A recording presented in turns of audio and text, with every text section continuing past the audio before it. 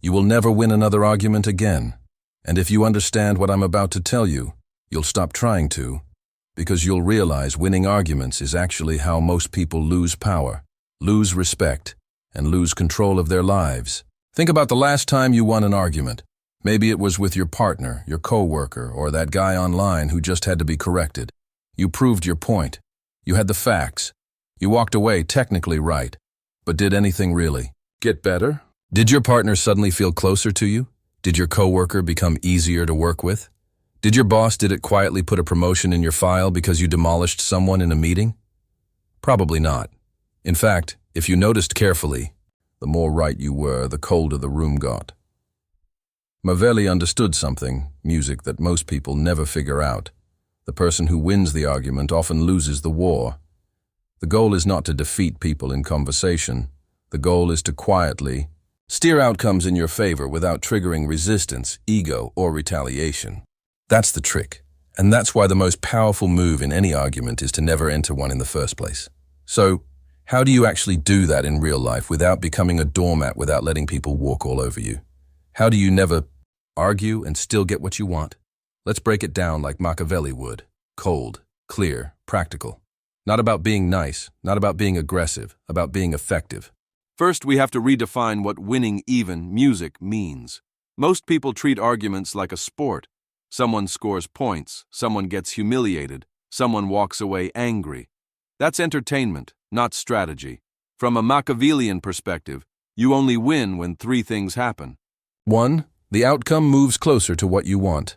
2. Your reputation and relationships stay intact or improve. 3. The other person believes they were treated fairly or even thinks it was their idea. If your win damages one of those three, it's not a win. It's a short-term ego hit that cost you long-term power. So, the first mental shift is this. Your goal is not to win arguments. Your goal is to control direction, to shift situations, to influence decisions. Quietly. Once that clicks, the whole way you talk to people changes. Now here's Machiavelli's trick in simple terms. Never fight on a battlefield you didn't choose. Most arguments are invitations. Someone tosses a challenge at you. A rude comment, a criticism, a political opinion, a jab in front of others. Your reflex is to music defend, to push back, to show you're smart. You're right, you're not to be messed with. That reflex is the trap. The moment you react, they've chosen the topic, they've chosen the tone, they've chosen the emotional state. You are now music playing on their battlefield. So step 1 to never argue is this. Stop accepting invitations. You do this in 3 ways. By controlling your ego, your tone, and your questions. Let's start with ego because this is where most people get wrecked. Say you're in a meeting. Your colleague says, "I don't think your plan makes sense. We tried something like that 2 years ago and it was a disaster." Instantly, your ego flares up. You want to say, "This is nothing like what we did 2 years ago. Did you even read the proposal?" And maybe you're right.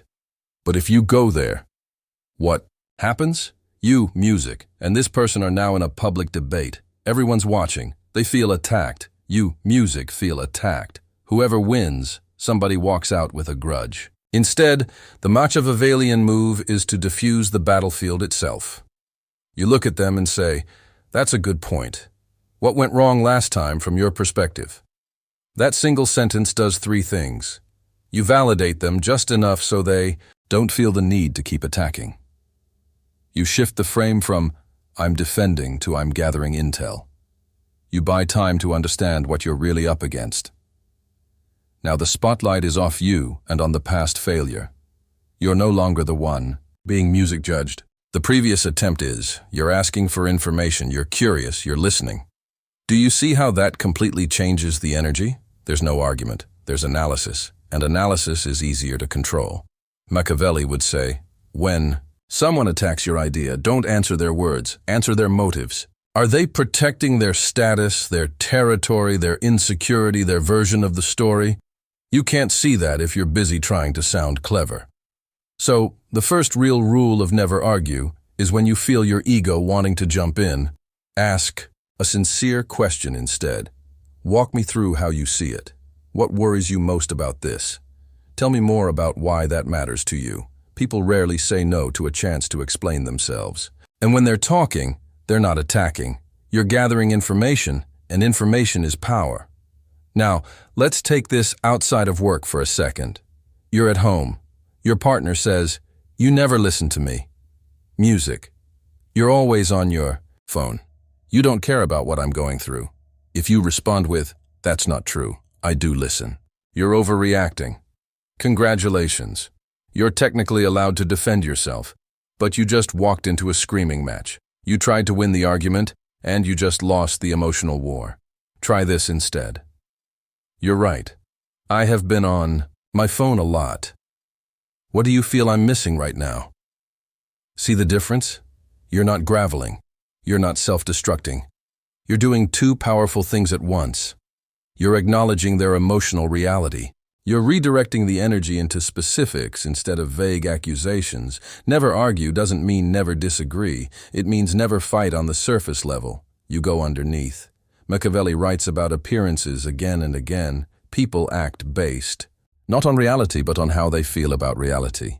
So when someone is upset, the worst thing you can do is attack their feelings head-on with logic. "You shouldn't feel that way" is the fastest way to guarantee they'll feel it twice as strong. So, tactic number 2, agree with the emotion.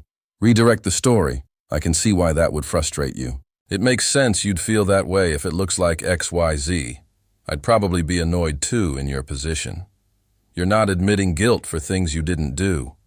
You're acknowledging their humanity. Only after that do you introduce facts, context, or alternatives, but softly and often in the form of a story. For example, "I get why it feels like I don't care when I'm on my phone. What's actually going on is my brain struggles to turn off work mode, and I use this to numb out. That's not your fault, music, and it's not fair to you. Let's figure out a better way. No argument. Music, just shared problem, shared solution. Now let's add a more directly Machiavellian layer. Rankings, music, and face." Machiavelli understood that people would rather cling to a bad decision than admit they were wrong in front of others.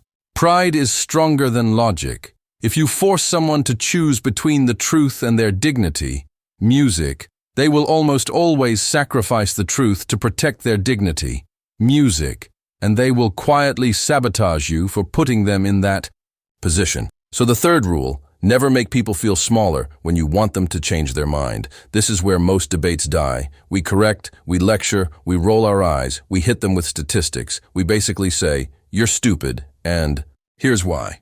Even if you dress it up with fancy words, they hear the same thing. "You're beneath me." Machiavelli's trick.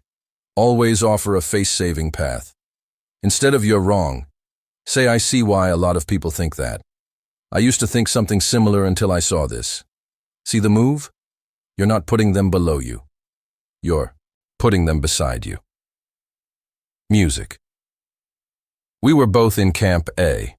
I just shifted to Camp P after seeing something new or at work. Instead of "Your approach doesn't make sense." Try "Your approach solves A and B really well. The only thing I'm worried about is C. What if we did your version, but we also add this small thing to cover C? They get to keep ownership. They get to feel smart. Their idea got upgraded, not destroyed. And because they don't have to defend, their ego, music, they're more open to change. This works even with very difficult people, especially with difficult people. Honestly, imagine someone who always has to be right. You probably have at least one of those in your life. The secret with them is simple. Never try to take right away music from them. Redirect what they're right about. "I think you're right that this is risky." That's exactly why we should test it small first instead of rolling it out to music, everyone. That way, if you're right and it fails, we catch it early. You've just aligned your agenda with their identity. They get to stay the cautious smart on, and you still move the project forward. Now, of course, this isn't about being fake or manipulative just for the sake of it. It's about realizing that human psychology is messy, music, and trying to bulldoze people with logic is lazy and ineffective.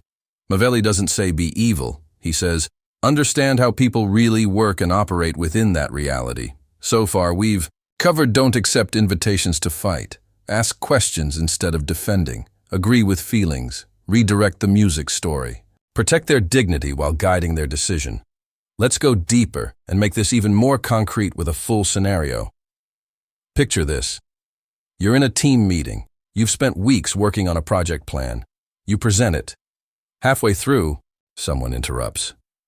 Honestly, I think this is overcomplicated. We should just stick with what we've been doing. There's no need to reinvent the wheel. Music. The room shifts. People look at you. This is a critical moment. Most people do one of two things. They go submissive. Okay. Maybe you're right. We can just... Or they go aggressive. Well, what we've been doing doesn't work. Clearly, that's why we're here. Both options pull you straight into argument territory. Instead, you use the Machiavellian trick.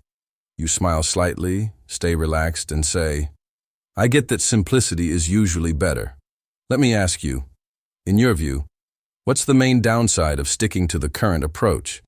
Now they have to talk specifics, not just throw shade. They say, we'll avoid confusing clients, we won't have to retrain people, and we won't blow the budget. You nod. So, stability, clarity, and cost, all valid.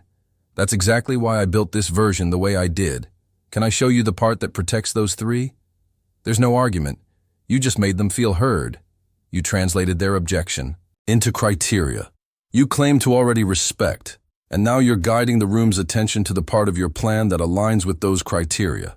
Even if they still resist, you framed the conversation around your structure instead of their emotional jab.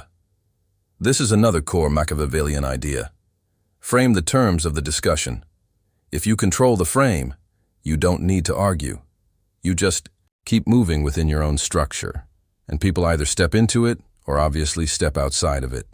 Let's move into personal life again, but this time something heavier. Say you have a family member who always criticizes your life choices, your career, your relationship, your parenting, and you feel that familiar heat rising every time they start one of their speeches.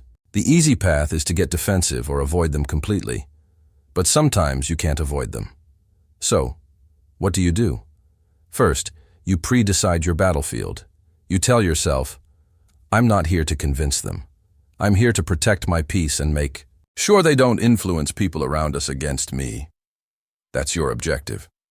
When they say, I still don't understand why you quit that stable job. It was such a mistake. Instead of arguing about stable job versus new path, you calmly say, I get that it doesn't look like a wise decision from the outside. You've always valued stability. I value music growth and challenge more. We're just operating from different priorities. You separated perspectives instead of arguing over facts. If they push, well, you'll regret it. Music. You respond, maybe I will, maybe I won't, but it's a decision I'm willing to live with. You're not fighting, you're not trying to win, you're drawing a boundary with no drama. That's power. It's not showy, but it's there. Sometimes Machiavellian wisdom is not about twisting music others. It's about being untwistable. Now let's talk about a more subtle tactic. Letting people think it was their idea. Machiavelli would tell rulers to plant ideas slowly indirectly so that when people finally came around, they defend those ideas like their own children. You can do the same in everyday music life. Let's say you want your team to adopt a new tool. You know, if you come in and say, we're switching to this, it's better. Here's why. You'll face resistance. People hate change, even if the change is obviously better. So instead, a few weeks earlier, you start asking around, what do you hate most about our current system? If you could wave a magic wand and fix one thing about how we work, what would it be? How much time do you think we're losing every week because of X? You listen. You let them, music, complain. You note their pain points. Later, when you introduce the new tool, you say, a bunch of you mentioned that we're losing time because of A and B, and the reporting is always messy. I found something that might solve exactly those issues. Can we test it with a small group? It feels like an answer to their problem, not your bright idea. They laid out the problem. You just connected music the dots. You don't need to argue. The problem itself does the convincing, the core lesson here. When you want to move people, make the movement feel like an answer to their own complaints, values, or desires, not a correction to their beliefs. By the way, let's address something directly. Is this manipulative? It can be, sure, in the wrong hands. Anything powerful can. But the reality is, people already do this unconsciously all the time. Ads, politics, social media, even family dynamics. Everyone is using some version of these tactics. The difference is whether you're blindly reacting to it or consciously steering your life in the middle of it. You can use this to win petty fights, or you can use it to keep your sanity, improve your relationships, and stop bleeding energy into arguments that never really change anything. Let's move into rapid-fire practical tactics you can start using immediately. Tactic 1. The temperature check. When a conversation starts to feel heated, instead of pushing your point harder, you name the tension. It feels like this is getting a bit tense. I don't want us to turn this into a fight. Let's figure out what we're actually trying to solve here. Most people have never heard someone say that calmly. It breaks the spell. You're not surrendering. You're changing the game from me versus you to us versus problem. Tactic 2. The time delay. Machiavelli would tell rulers never to make decisions, music in the heat of emotion. Same goes for you when someone tries to drag you into an argument. By time, you know what, I don't want to answer that off the cuff. Let me think about it and come back to you. You don't owe anyone an instant reaction. And in that space, your emotions cool, your brain turns back on, and you can choose your response instead of reacting.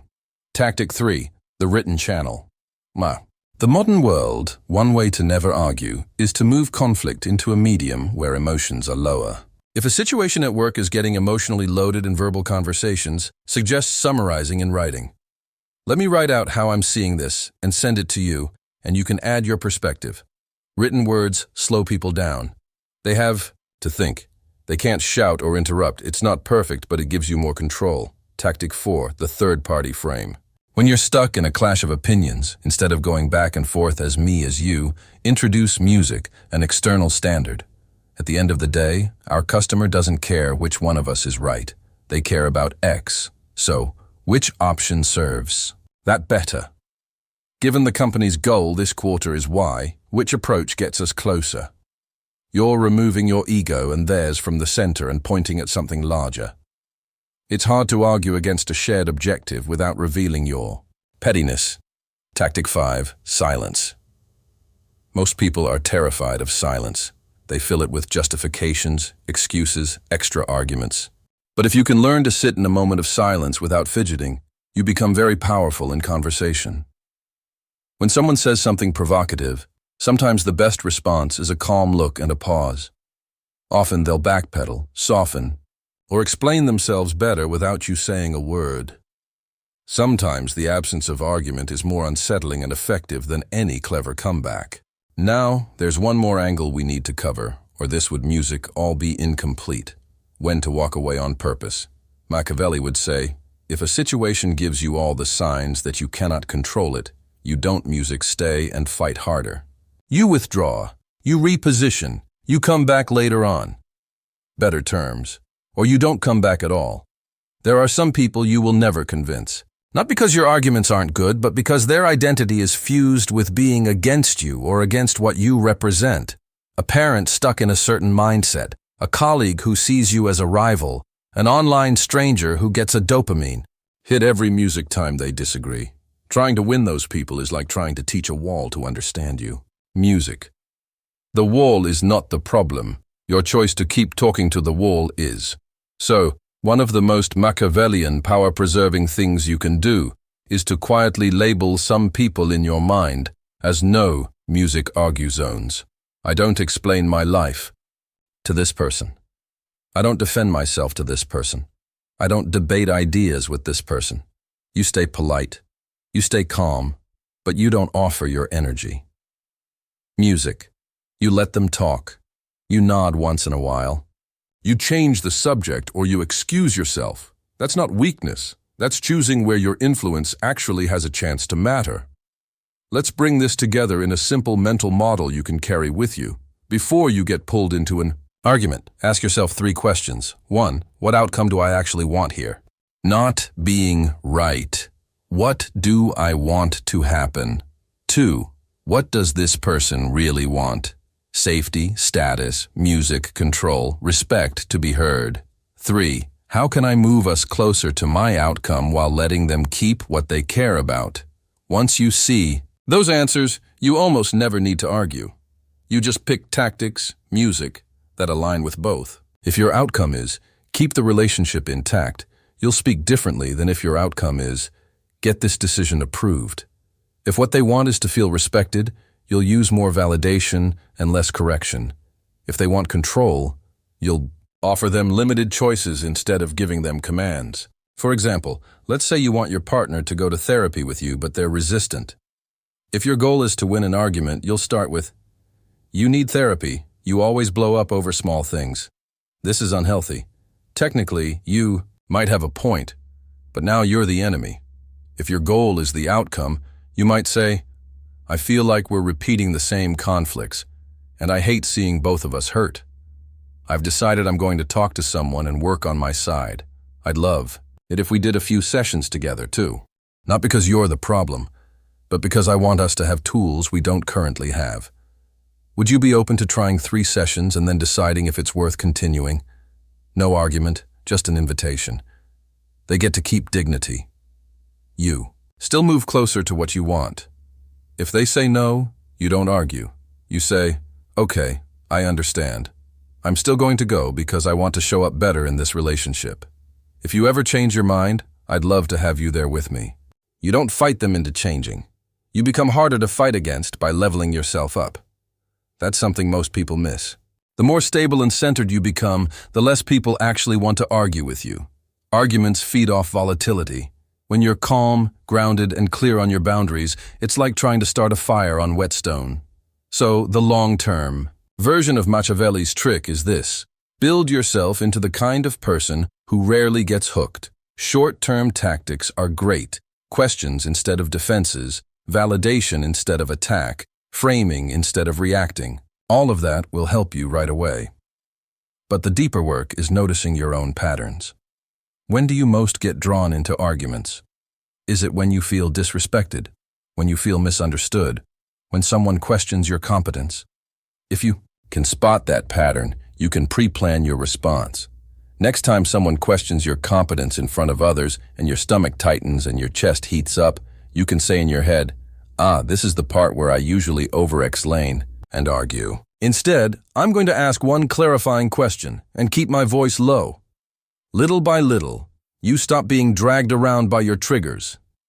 Machiavelli wrote for princes, but the same principles apply to regular people trying to navigate offices, families, and group chats. He cared about one thing: effectiveness. And he saw that the people who spent their time arguing about how things should be got eaten alive by those who quietly dealt with things as they are. Reality check. Most of the arguments you've had in your life didn't change much, did they? But they did cost you something. Time, music, energy, sleep, connection, reputation. Imagine how your life shifts if from this point on you start treating arguments like a bad investment. Music. Every time you feel that pull, prove yourself. Clap back, correct them. You pause and ask, "Is there a smarter way to get what I want here?" Sometimes the answer will be to speak up firmly and clearly. Sometimes the answer will be to stay silent, or ask a question, or tell a story, or simply walk away. But almost never will the answer be music. Raise your voice, attack their character, bury them in facts, and hope they magically appreciate you afterward. Music. Never argue with anyone, not in the way most people mean argue. Don't wrestle in the mud for the satisfaction of being music right. Aim higher. Shift the frame. Protect your power. Guide the outcome. Let other people keep their dignity. And quietly, music over time, you'll notice something strange. People listen more, resist less, and somehow without you winning anything out loud. Life starts bending more and more in your favor. That's Machiavelli's trick.